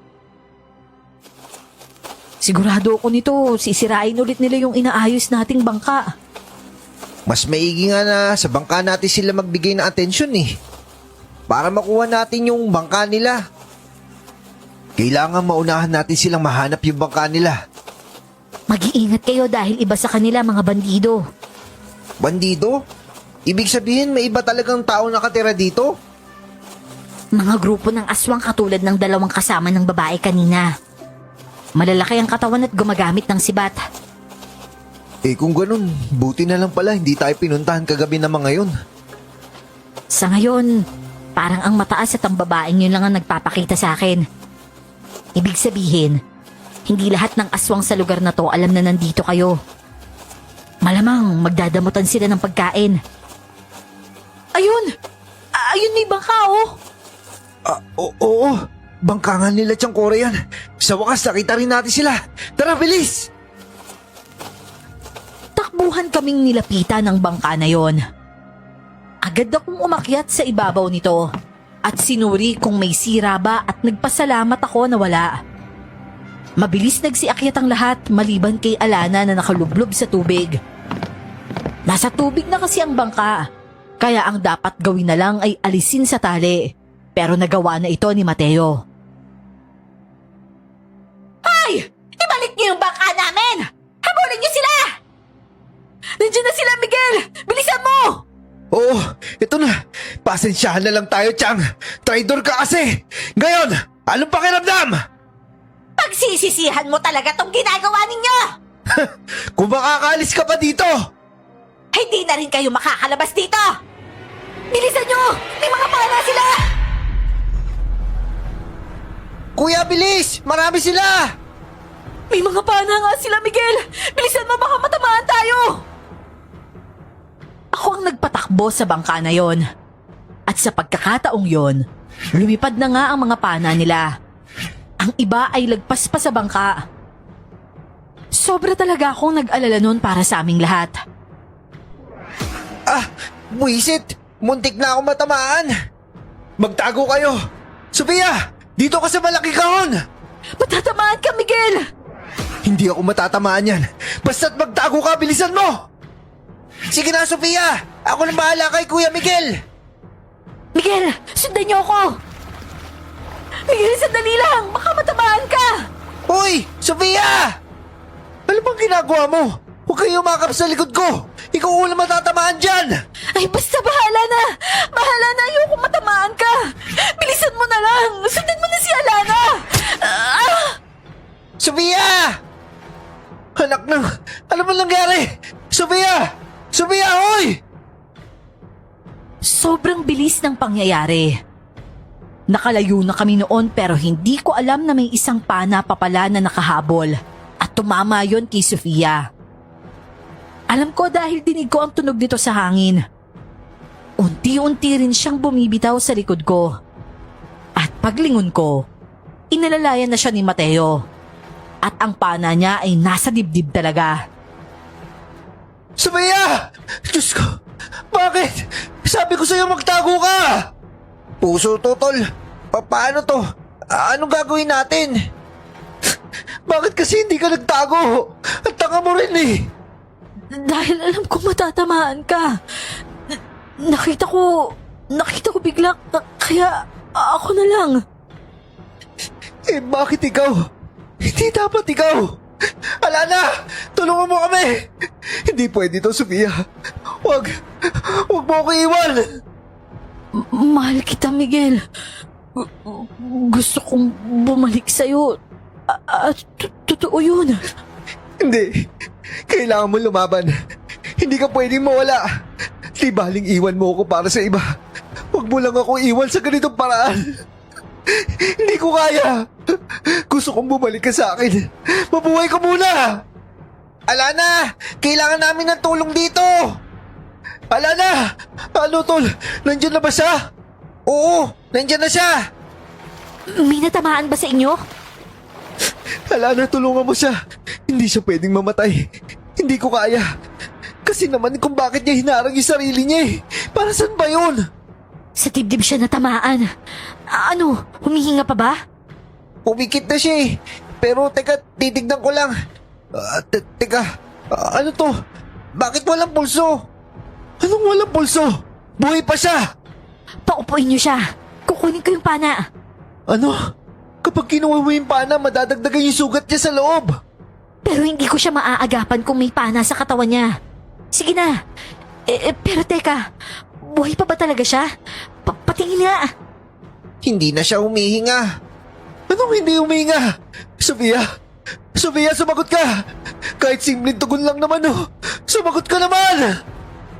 Miguel, wala na siya. Hindi totoo yan. Diyos ko, hindi ko ito kaya. Bakit ba ito nangyari? Ano ba kasalanan ko? Karma ko ba to? Alana, makapangyarihan ka, alam ko. Wala na ba ibang paraan para mabuhay siya? Hindi dapat to dinadanas ni Sofia. Maraming siyang pagkakamali na ginawa. Pero hindi siya dapat mamatay sa ganitong paraan. Maawa ka, Alana. Iligtas mo siya. Ayoko mamatay siya nang dahil lang sa akin. Kahit ano ibibigay ko, Alana. Basta't ibalik mo siya. Alam ko kaya mo yun. Kaya gawin mo na. May paraan nga, Miguel. Ayokong magsinungaling tungkol dito. Pero hindi din biro ang kapalit nito. Kailangan mo kasing magsakripisyo. Kahit anong sakripisyo gagawin ko, ibibigay ko. Pero, ano bang sakripisyo? Kahit mahirap pa yan, sige lang. Mas importante sa akin ang buhay ni Sofia. Huminga ng malalim si Alana. Nakita ko ang awa niya sa akin na punong-puno ng luha ang muka. Yung titig niya ay tumagal pa na parang nag-iisip ng sasabihin. Ako naman, naghintay at paulit-ulit na nagmamakaawa. O sige, sumunod kayo sa akin. Tumalon siya sa dagat noon. Si Mateo ang kumilos para sundan ang langoy ni Alana. Ako naman, yakap lang si Sofia habang umiiyak. Sa pagkakataong yon, yung tipong sinakripisyo niya ang sarili niya para sa akin na hindi man lang nag-isip. Yung tipong basta-basta na lang. Naintindihan ko kung ano talaga ang kailangan niya sa akin. Kung bakit gusto niyang bumalik sa akin. Hindi ako makapaniwala tol sa ginawa niya. Akalain mo kaya niya yun? Sa inyong dalawa, ikaw yung inaasahan kong magsasakripisyo para sa kanya. Kasi ganun yung ginawa mo noon eh. Di baling wala ka na, basta't maibigay mo lang yung gusto niya. Tapos sa akin, yung binigay niya, buhay niya. Ang sakit eh. Hindi ko talaga kaya tol. Alam mo, hindi naman mawawala yung pagmamahal ko sa kanya eh. Ang totoo nga niyan, naghihintay talaga ako na makawala siya dun sa isa. Para naman nakakapanghinayang. Nakakasisi kasi. Gusto niyang bumalik sa akin eh. Pero sinabi ko na hindi. Kahit naman ang totoo gusto ko talaga. Kaya nga hirap-hirap. Pinigla naman niya ako ng ganito. Sana naman may magawang paraan si Alana para sa kanya. Magdasal na lang tayo. Parang binalik lang kami ni Alana sa isla pero sa ibang parte. Umikot kasi kami at nakita namin ang mga bandidong nagkalat sa ibang bahagi nito. Sa laki ng isla, mukhang wala sila kung saan kami pupunta. Itinali lang namin ng bangka at saka bumaba. Ako na ang nagbuhat kay Sofia na nasa katawan pa rin niya ang pana. Hindi kasi ito nabunot kanina. At sa lugar na yon, nakita namin ang naggagandahang babae. Pero may mga pangit ring nila lang at dinala pa kami ni Alana sa malaking kuweba. Sa parte na yon ay may umaagos na tubig tabang at naghahalo ito sa tubig alat. Anong lugar ito? Kakausapin natin si Amang. Ha? Sino Amang? Isa sa pinakamakapangyarihan sa amin. Kaya niyang gawin ang gusto mo pero hindi ganun kadali. Dahil may kapalit. Anong kapalit naman yun? Hali kayo. Sumunod kayo sa akin. Pumasok pa kami sa pinakaloob. May mga bato sa paligid na masasabi kong glow in the dark. Nagsilbi itong liwanag kahit papano doon. Hindi ko alam kung bato yon tulad ng brilyante. Pero puro yon. Katulad sa mga batong bihira lang ding makita. Pagkarating namin sa loob, wala akong makitang kahit ano, pero may naririnig akong paghinga. Magandang araw po, Amang. Alana, bakit may dala kang panauhin? Kailangan po nila ng tulong. Sila yung mga taong naisaktan ng mga agaras. Nakawala na sila sa kanila pero may isang nasaktan at hindi ho siya maaring mamatay. Magandang araw po, Amang. Kailangan ho namin ng tulong mo. Sana mailigtas mo po yung kasama namin. Mahina ang pandinig ko sa tibok ng puso niya. Ano mang oras, pwede na siyang pumanaw. Ibig sabihin po, hindi pa siya tuluyang patay. Lumalaban pa po siya. Pwede niyo po ba siyang tulungan? Walang imposible sa aking pagtulong. Basta tanda ka sa magiging kapalit. Kahit ano ho, gagawin ko po yun. Buhay ko ang niligtas ng babaeng ito. Kung yun kaya niya isakripisyo para sa akin. Gagawin ko rin po ang lahat para maibalik yun sa kanya. Gusto ko pa po siya makasama. Kung ganon, kunin niyo ang babae at dalhin niyo siya sa akin. Agad na nagsikilos ang mga nilalang sa loob. Kinuha nila si Sofia sa akin. Hindi naman ako nag-atubiling ibigay siya sa mga ito. Tapos pinalabas muna kami at naiwan si Alana sa loob para daw sa dapat gawin. Kami naman ay sa labas lang at nakitaan namin ng lungkot ang iba. At hindi ko alam kung bakit sinasabi pa nilang tinutukoy nila si Alana. Hindi nagtagal, pinatawag kami ni Amang. Pumasok naman kami ng kakambal ko. Kumakapit pa raw yung puso niya. Tsaka may tibok pa. Akala ko wala na talaga eh. Ibig sabihin nun, lumalaban siya. Dahil alam niyang ayoko siyang mawala. Pero kuya, inaalala ko lang. May kapalit yun eh. Baka mabigat. Handa ka ba talaga? Noong nagsakripisyo siya ng buhay niya para sa akin, palagay mo handa ba siya? Paalala ko lang sa'yo, Miguel. Ang kapalit nito hindi madali. Kagaya nga ng sinabi ko, handa ako, Alana. Ang ganitong kalagayan ng tao, hindi ganong kadaling agapan. Ngunit nadala niyo siya rito na meron pang buhay. Ang kapalit nito ay hindi ganong kabigat. Ang kailangan ko lamang upang mapahintulutan ng diwata ng karagatan na pakiusap ko ay isang bagay na mahalaga para sa'yo. Hindi pwedeng galing sa iba, kundi galing lamang sa'yo. Ang tinutukoy kong magbibigay na sakripisyo ay ang pinaka-importante sa inyong tatlo sa babaeng ito. Ako ho yun. Ano kung gusto niyo ibigay ko? Ang pinakamahalagang bagay sa'yo. Sa pagkakataong yun, bangka lang ho ang meron kami. Ngunit hindi yun sa'yo. Maaaring magbigay ka kahit isang parte ng katawan mo. Ho? Ano kung ibig niyo sabihin? Kung nais mo magbigay na isang mata, pwede rin naman. Kung daliri, pwede rin. Kahit ano bang galing sa'yo na maaaring natin magamit bilang alay para mapigilan siya mahulog sa napipintong kamatayan. Ang hirap naman yan, tol. Hindi ka pwede magsakripisyo, alam mo yun, di ba?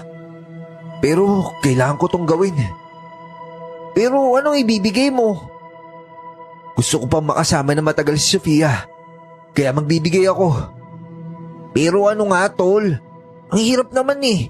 Kapatid kita kaya hindi ko alam kung kaya ko. Paalala lang ha. Ano mang oras ay pwede na siyang bumigay. Kaya mo ba talaga, Miguel? Oo, kaya ko yun. Eh kung ganun, ano ang ibibigay mo? Daliri ko ho. Tol, tika lang. Kailangan ko tong gawin, Matt. Kung ganun, kailangan na natin tong gawin ngayon na mismo. Kabado ako, oo. Siyempre, sino namang taong hindi takot maputulan ng daliri? May lumapit agad sa akin ng mga lalaki rin. At si Mateo naman ay nagsimula ng umiyak. Sa pagkakataong yon, naging mahina talaga siya. Ako naman ang ilagay na nila ang kamay ko sa malapad na bato. Alam kong bato yon dahil nararamdaman ko. Nahihila ko pa ito dahil sa takot. Rumaragasa rin ang luha ko noon at iniisip na lang na ginagawa ko yon para kay Sofia. Hindi nagtagal.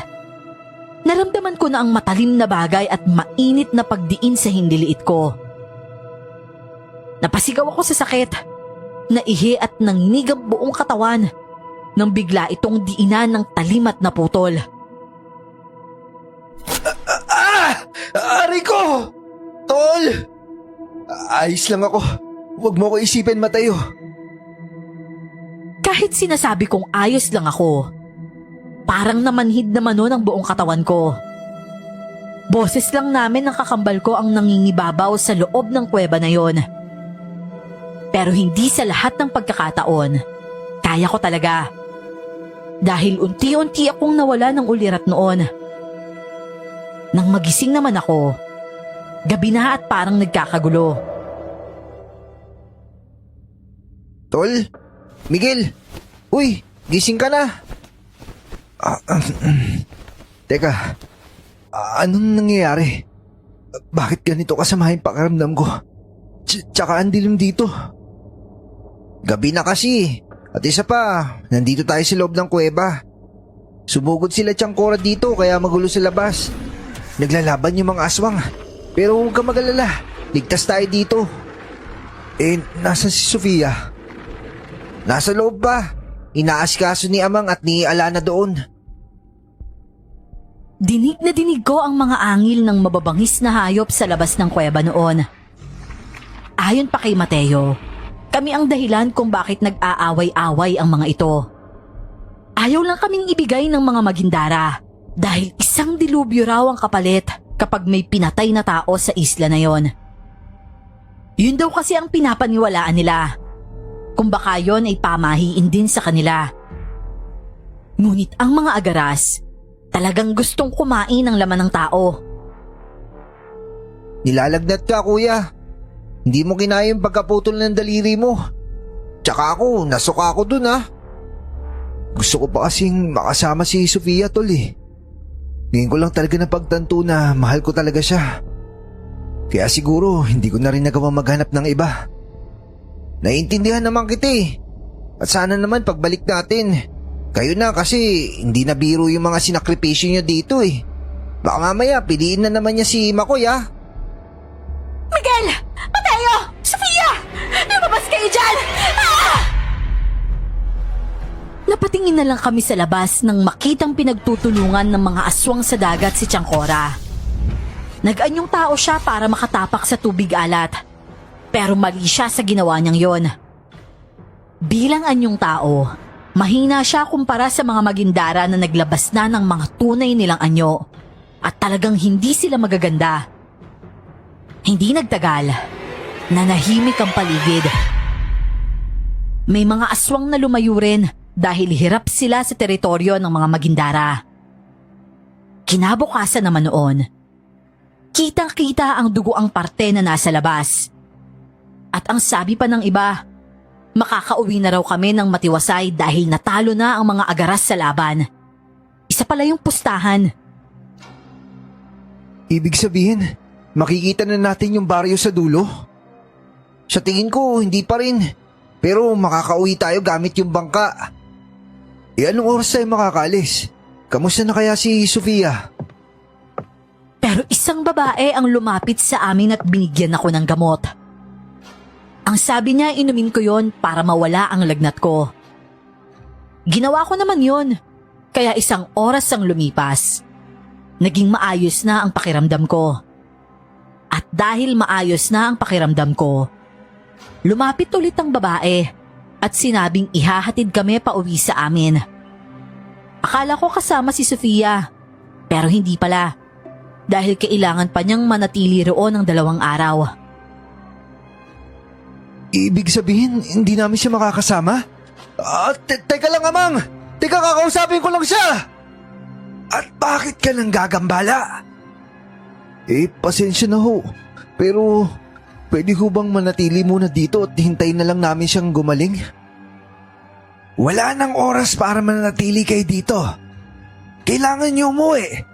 Dahil yun yung napagkasunduan namin ng halimaw sa dagat. Kapag kami ang mananalo, uuwi kayo kaagad. Ang babae naman kasama nyo. Pagkatapos ng 2 araw, babalik siya sa lugar nyo. Kailangan nyo magtiwala.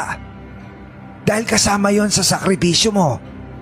Kapag nagmatigas ka, hindi na siya mabubuhay. Tol, wag mo na ipilit. Nagsakripisyo ka na ng daliri. Hindi pwedeng hindi siya mabuhay. Kailangan niya mabuhay. Dahil doon ay pumayag ako. Kahit hindi yun ganun kadali. Hindi rin bangka ang ginamit namin. Basta't dinala kami ng mga magindara sa tubig hanggang sa ilalim. Nawalan ako ng malay at nagising ulit ako na nasa dalampasigan. Maraming tao na ang naririnig at ang ilan sa mga ito ay kakilala ko. Napansin nila ang putol na daliri ko sa kamay. At hindi nagtagal, narinig ko ang boses ng lola ko. Diyos ko, mga apo ko yan! Miguel! Mateo! Mga apo ko, saan ba kayo nanggaling? La! Mateo, apo ko! Ano bang nangyari sa inyo? Pinag-alala niyo ako. Miguel! Miguel, apo! Ayos ka lang ba? Ay, Diyos ko po, ano to? Ano nangyari sa kamay mo? Bakit putol ang daliri mo? Ano nangyari? Bumangon ako noon at yumakap na lang sa kanya imbis na sagutin ang mga tanong niya. Ganon din ang ginawa ni Mateo na hindi rin pala napalayo sa kinaroroonan ko. Maraming tanong ang mga tao sa amin noon at nagpanggap na lang kami na walang naalala. Nakakapagod kasing magpaliwanag. Lalo na kung pagod ang buong katawan mo. Dinala kami nun sa ospital at may 3 araw kaming nanatili roon. Nang makauwi kami sa bahay, balita rin noon ang pagbabalik ni Sofia. Kuya, nakabalik na nga siya. Pero dinala siya sa ospital. Salamat sa Diyos kung ganun. Salamat talaga. Kaso tol, si Makoy yung nagbabantay sa kanya doon. Di bali na. Ang importante, buhay siya. Hindi ko akalain na isasakripisyo mo ang daliri mo dahil lang sa pagmamahal. Manang-mana ka talaga sa lolo mo, apo. Sinalo niya kasi yung pana para sa akin, Lay. Kung di niya nagawa yun, ako naman yung patay. Sa likod ko ho kasi tatama yun eh. At nagpapasalamat ako sa kanya. Pero oo, nalulungkot din ako kung halimbawang walang nangyaring himala dahil mamamatay talaga siya. Ngayon ay alam nyo na ang sikreto ng isla na pinagbabawal doon sa dulo. Kaya wag nyo nang uulitin, ha? Dito lang kayo banda mangisda at pakiusap dahil para akong aatakihin sa puso nung hindi kayo nakauwi. Ang daming naghahanap sa inyo. Pero kahit isa sa kanila ay hindi kayo makita. Naikwento kasi namin sa lola namin ang buong katotohanan at hindi siya nagdalawang isip na maniwala. Totoo pala talaga na may mga agaras. At sabi pa ng lola ko, ang isla na yun talaga, malapit lang sa amin. Malapit lang din ito sa isla na makikita sa dulo. 1 linggo pa ang nakalipas noon at nagkakaroon na ng tuyo at makapal na langib ang putol kong daliri. Hindi na din ito masyadong namamaga. Pero iba na ang pakiramdam kapag putol na. Lumabas ako at tinadtad ulit ako ng tanong. Walang nakakaalam maliban sa amin kung bakit naputol ang daliri ko. Tol, kanina ka pa hinahanap ni Lola. Nandito ka lang pala, naglalakad-lakad. Nakalabas na ng ospital si Sofia. Gusto ko sana siya makita. Eh di puntahan natin. Tara. Tsaka, ayun oh. Ayun pala siya oh. Eh kaso may kasama oh. Ay nako. Nakakainis naman. Eh ayos naman pala siya. Okay na ako. Masaya akong makita siya noon na naglalakad kahit na nilapitan siya ni Makoy. May binigay na bulaklak ang lalaki sa kanya. At para sa akin, medyo masakit yon. Pero sa hindi inaasahan, napatingin siya sa akin. Umiwas naman ako ng tingin at inaya si Mateo. Tara na, gusto ko na umuwi. Uuwi ka? Eh, binalik niya yung bulaklak kay Makoy eh. Uuwi ka pa? Tignan mo oh. Ano? Binalik niya kay Makoy yung bulaklak? At ayan oh, paparating na siya oh. Miguel! Sana all binipili. Sofia. Miguel, akala ko talaga huli na yon. Aray ko, ang higpit naman ng yakap mo. Eh, namiss kasi kita eh. Salamat, Sofia. Salamat at buhay ka. Masaya ako sobra. Totoo ba? Sinakripisyo mo yung daliri mo para sa akin? Bakit? Patingin nga ako. Maliit na bagay lang to, Sofia. Maliit na sakripisyo. Samantalang ikaw, buhay mo kaya mo ipalit para sa akin. Huwag mo na ulitin yun ha. Kasi pakiramdam ko, ikakamatay ko rin yun eh. Kung alam mo lang kung paano ako nagmakaawa kay Alana, na isalba ka lang. Doon ko talaga napagdanto na, ang hirap pala. Hindi pala kita kaya mawala sa buhay ko. Ako rin, Miguel. Di bali nang ako yung mamatay, wag lang ikaw. Ang corny ko, no? Oo, corny pero ginawa naman, di ba? Tsaka hindi na yung corny dahil ginawa mo na. Napatunayan mo na na mahal mo ko. Iyo nga pala, ano sabi sa'yo ni Alana? Hindi naman namin siya nakausap pag alis namin kasi kasama mo siya sa loob. Gusto sana namin magpasalamat sa kanya. Ang sabi kasi ni Amang, kaya raw kinuha ang isang daliri mo. Dahil ang totoo niyan, patunay lang na handa mong isakripisyo kahit ano para sa akin. Para hindi naman lugi si Alana na ipalit yung buhay niya sa akin. Ano? Pinalit yung alin? Eh hindi ko nga maintindihan yung ginawa nila bakit ako nabuhay. Pero ang sabi ni Amang, sinakripisyo ni Alana yung buhay niya para sa akin. Inalay niya yung sarili niya, ganun. Pero hindi naman ako sigurado kung patay na talaga siya. Kasi ang sabi ni Amang, may tibok pa raw nun yung puso ko. Ibig sabihin nun, parang nagkapalit kami ng haba ng buhay ni Alana. Kasi si Alana, pwede niyang malabanan ng ganon kaiksing paghinga. Ako hindi, kasi tao lang ako. Eh, ibig sabihin mabubuhay pa siya. Grabe naman yung proseso nila. Masyadong mahiwaga. Eh, salamat talaga kay Alana. Simula sa umpisa, napakabuti niya talagang kaibigan. Pero hindi ko inaasahan na magsasakripisyo siya. Buhay niya yun ah. Ako nga rin namangha eh. Napakabuti niya talaga. Payakap nga ulit ako, Miguel. Baka kasi mamaya mamatay ako ulit tapos hindi ko na magagawa to. Hindi pwede, no? Mawawalan na ng saysay yung pagputol ng daliri ko. Kung paano ko pinaglaban ang buhay ni Sofia, ganun ko rin pinaglaban ang pagmamahal ko sa kanya. Hindi ko na siya hinayaang mapunta pa sa iba. At isa pa, yung relasyon naming yon, hindi na kayang isantabi pa. Dahil hindi biro ang mga sakripisyo na naibigay namin sa isa't isa. Pagkalipas ng 5 buwan noon, nagkaroon na ulit kami ng bangka. Muli naman naming nakita si Alana. Binigyan niya kami ng maraming huli noon. Pero sa pagkakataong yon, hindi na araw-araw nasa dagat kami. Kasi pinasok namin noon ang pag-aaral na may schedule na MWF. Sa huli ay si Sofia rin ang napangasawa ko. Ilang taon ko siyang karelasyon bago kami kinasal. Napakasolid ng relasyon namin noon dahil sa nangyari. At ang kakambal ko namang si Mateo, may sarili na ring pamilya. Hanggang dito na lamang po ang aking kwento, Miss Clar. Maraming salamat po sa pag-ere nito.